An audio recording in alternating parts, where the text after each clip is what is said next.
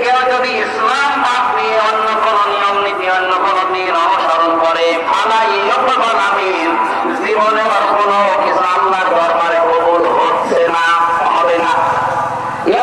এটা বোঝালে বর্তমান ভবিষ্যৎ প্রেজেন্ট ফিউচার এর আগে লান এসেছে, মজার আগে লান আসলে আরবিতে বাংলা অর্থ দ্বারা জীবনেও হবে না, পশ্চিম কালের সম্ভব না।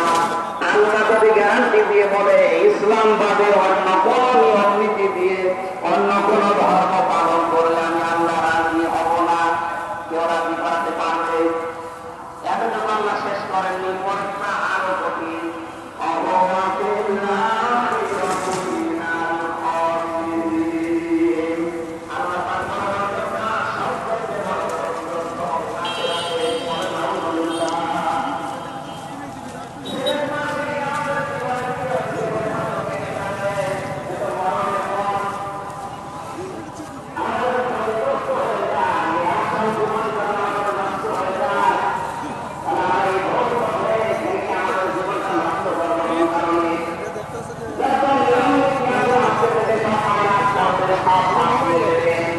ইসলাম দিয়ে আল্লাহকে রাজি করানো যাবে, তাহলে ইসলাম বাদ দিয়ে বিয়ে করা হবে,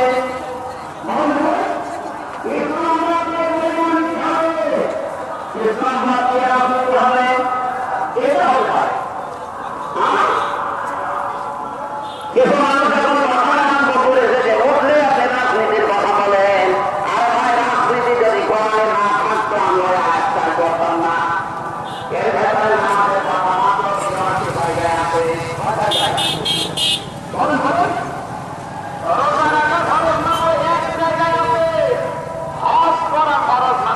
জায়গায় আছে, আর রাজনীতি কোরআন দিয়ে করা লাগবে এটা 903 জায়গায় আছে।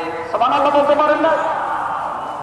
পুরা কোরআন শরীফ আমি যতটুকু পড়েছি আমার এতটুকু আয়ত্ত হয়েছে।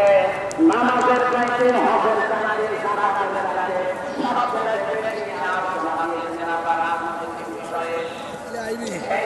আমি বলতে না বলেছে আমি কি রামায়ণ থেকে গীতা থেকে আপনাদের আলোচনা শোনাবো।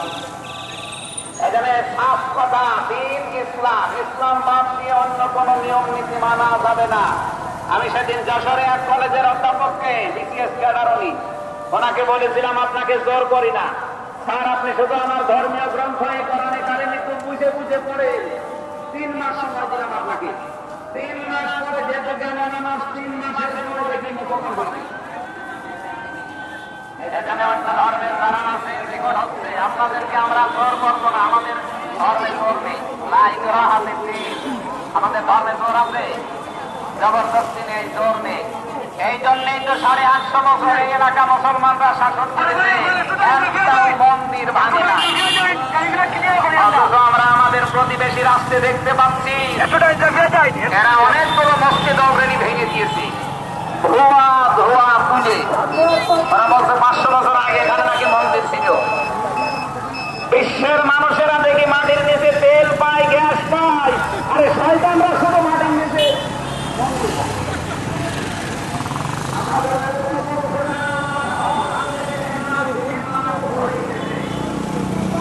আমরা দেখতে পাচ্ছি আগামীতে আল্লাহর ঘর মসজিদগুলো ভেঙে দেওয়ার কারণে আল্লাহ নিজে কিছু প্রতিশোধ নেবে, কাজ চিন্তা কোন আপনাদেরও বানিয়ে দেবে ইনশাআল্লাহ। এখানে প্রতিবেশী হিসাবে সতর্ক করলাম, যদি ভালো লাগে মেনে নিন, ভালো না লাগলে নিজের পায়ে নিজে পড়ান।